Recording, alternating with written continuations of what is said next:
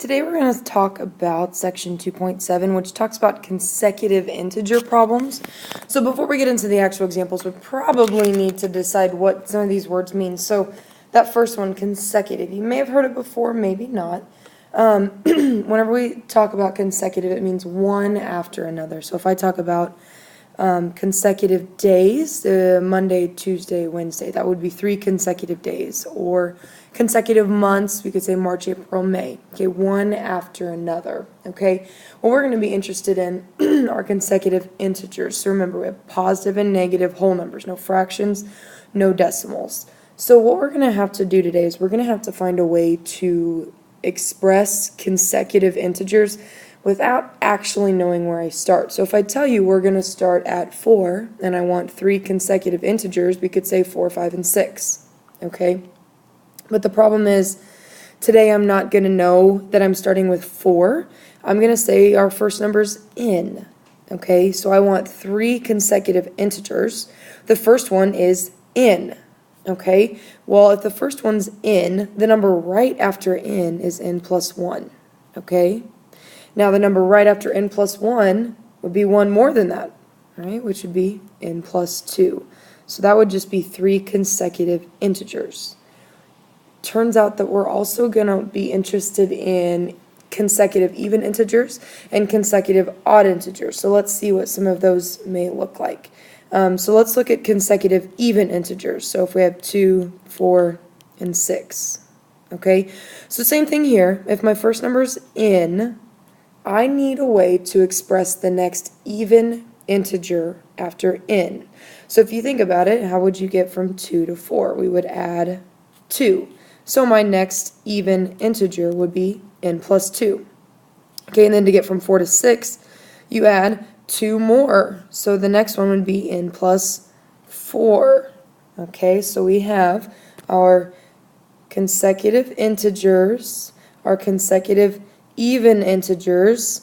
Now let's talk about our consecutive odd integers. So if we think about odd numbers, we would have 1, 3, and 5.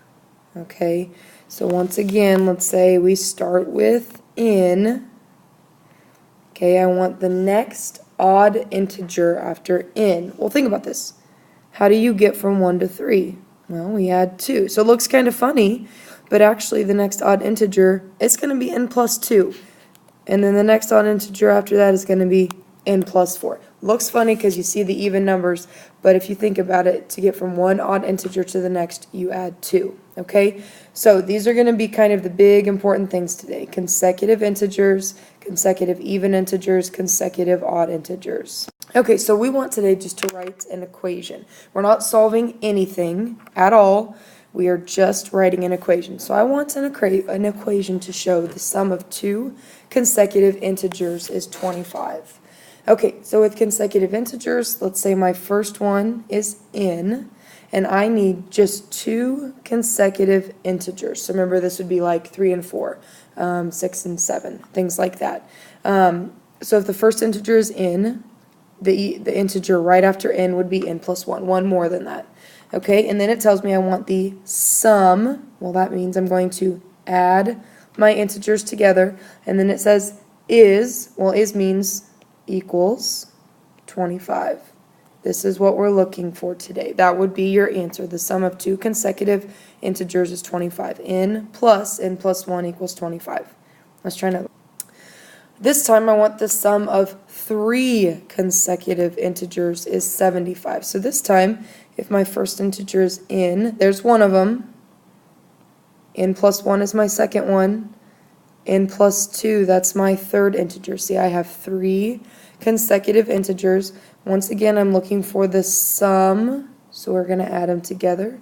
It says is 75. So that's what your equation would look like. n plus 1 plus n plus 2 equals 75. Okay, this time almost the same thing, except this time I want the sum of 3 consecutive even integers. So read very carefully. Okay, no matter whether we're talking about consecutive integers or even integers or odd integers, that first number, it's always going to be n. Okay, so now think about it. If I want even integers, if I start at n, to get to the next even integer, I would add 2. And I need 3 of them, so I need one more. So my next one would be n plus 4. Okay? And then once again, I want the sum of these consecutive integers, and it is 138. Okay? All right, kind of the same thing, except this one I want the product of 2 consecutive odd integers. Okay, so let's start with this part here. 2 consecutive odd integers. So my first one's n. Okay, think about how you get from one odd number to the next, from 3 to 5, from 5 to 7, 7 to 9. We add 2. So if one of my integers is n, the other one is n plus 2. Okay, now this time I want the product. Okay, products means I need to multiply. Now here's the thing, if you just do this, I am not multiplying those 2 integers together. I am multiplying n times n and then adding 2 after the fact. I need to multiply n times the quantity n plus 2. You have to use parentheses to show that, okay? So it says the product of 2 consecutive odd integers is 195. Okay, and last one here. Okay, this one says the greater of 2 consecutive even integers is 8 more than 3 times the lesser. Okay, so let's break this down. First, I need 2 consecutive even integers. So that would be n and n plus 2. So keep in mind, those are my 2 numbers. Okay? So it tells me that the greater of the 2 numbers, so between n and n plus 2 is going to be my bigger one, right? Adding 2, okay? The greater of the 2 is means equals, okay? And then it says 8 more than 3 times the lesser.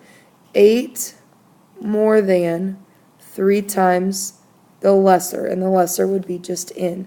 That's all that looks like. So it looks kind of big and scary for an equation. Break it down, pick out your keywords, write what your integers look like, and shouldn't be a problem.